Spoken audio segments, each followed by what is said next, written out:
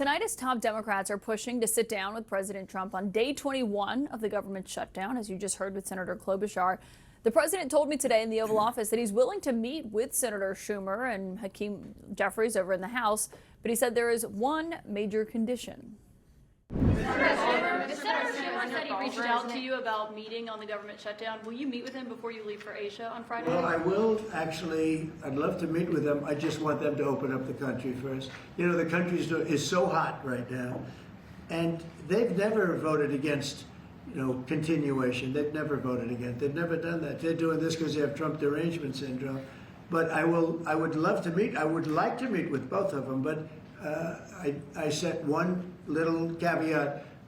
I will only meet if they let the country open. They have to let the country open. Just to be clear, you won't meet with them until the government's open. The government has to be open, yeah. You know how long it would take for them to do that? Just say, okay, government's open, that's it. Joining me tonight, Republican Senator Mike Rounds of South Dakota. Do you agree that the president should not meet with Democrats until the government is open, or would it be more helpful, since we are 21 days into this, for him to get in a room with Senator Chuck Schumer? I totally agree with the president. He absolutely cannot meet with the Democrats until they quit holding the shutdown in abeyance.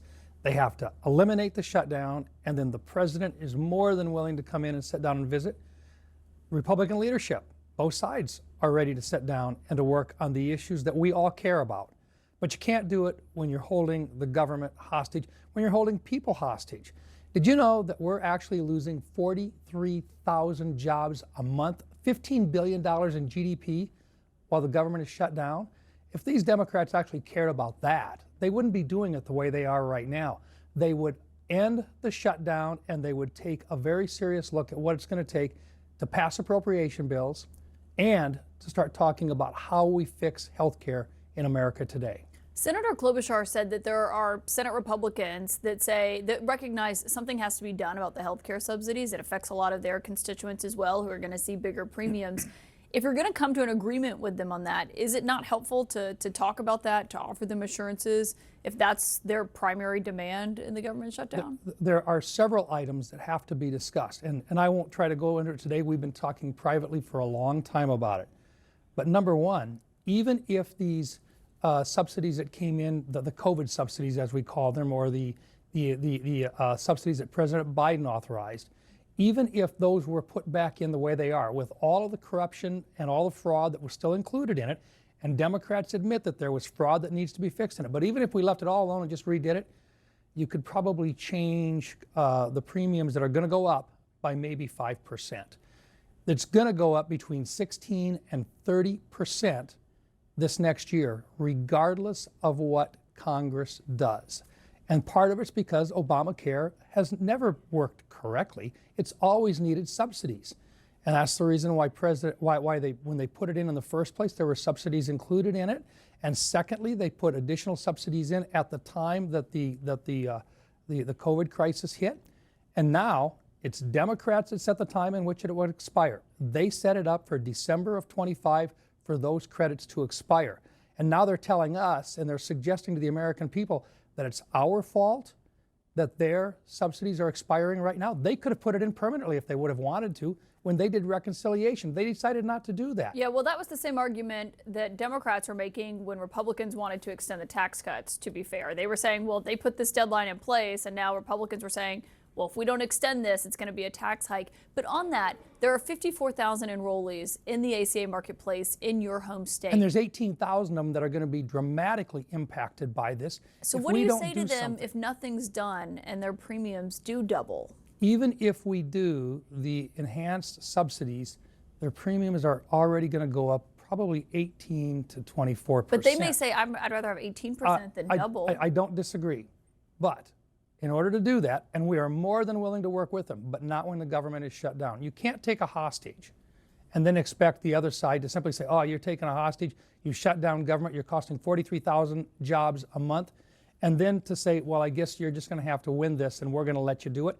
No, the answer is open government now. Let's get back to doing the business of the people. And with regard to the ACA, let's try to do something to actually fix some of the reasons why it continues to explode in price ever since it was incepted. But it sounds like you would not vote for just a one-year extension of the subsidies. I Is thought that right? originally, when we had some time, we could find a way to make some modifications to the existing subsidies that are in place. Number one, the fraud has got to go away. And Democrats tell us that they agree with us on that. We know that there's literally billions of dollars in fraud. We've already got the criminal cases going on. Second of all, we've got to make it very clear that taxpayer dollars are not going to fund abortion services, regardless of it's in a state that it's legal in or illegal. Okay, so that's a red line for you. Congratulations, Congress. This current government shutdown has officially tied the record for the second longest in U.S. history. Awesome. 21 days of stalled government work, missed paychecks, mass firings, air traffic control shortages. Moments ago, President Trump said he would, quote, love to meet with Democrats with a pretty important caveat: they need to first open the government. Joining us now, Democrat from Illinois, Congressman Raja Krishnamoorthi. Congressman, a group of 13 centrist Republicans sent a letter to Speaker Johnson urging him to, quote, immediately turn our focus to health care costs as soon as the shutdown's over. The group was clear, though, end the shutdown, then negotiate with Democrats on the Obamacare premiums, basically in line with what Trump was just saying. Is there any appeal to that at all, if there's a commitment to talk about these Obamacare premiums? No, let's just do it right now. Trump can easily end the shutdown in like 30 minutes by agreeing to Obamacare tax credit extensions. Next Monday, Jake, millions of people are about to receive notices in the prelude to open enrollment on November 1st, showing that their premiums are going to spike by 200% and 300% in some cases. 4 million people are about to lose their health insurance as a consequence within the next year. And 22 million Americans are going to see their health care premiums increase. And so we want to take that off the table right now and just extend those Obamacare tax credits so that we can avoid these healthcare costs skyrocketing very shortly. Take a listen to your fellow Democrat, Pennsylvania Senator John Fetterman. It's Groundhog Day, you know, and I'm just saying, and it's not entertaining. That's a great movie, but this is shitty. And now it's like now real damage is going to are now touching the lives of regular Americans. I mean, Fetterman has a point, right? This is affecting regular Americans, and Democrats are playing a role in the shutdown by refusing to vote for the continuing resolution to let the government open for just a few more weeks. I think the problem, Jake, is that the status quo is not working for anybody. It is completely unacceptable. Here in Illinois, for instance, not only are we dealing with these skyrocketing healthcare costs about to happen, but also, for that matter, ICE is out of control and raids on communities throughout the area. The National Guard is literally staged just half an hour away from where I'm sitting right now. And so people don't like the status quo. At a minimum, what they're saying is this, which is take the Obamacare issue off the table because those tax credits are about to expire imminently, and they don't want to see they don't want to see skyrocketing healthcare costs in addition to the increasing food costs, electricity costs, and housing costs that they're already seeing in this Trump economy.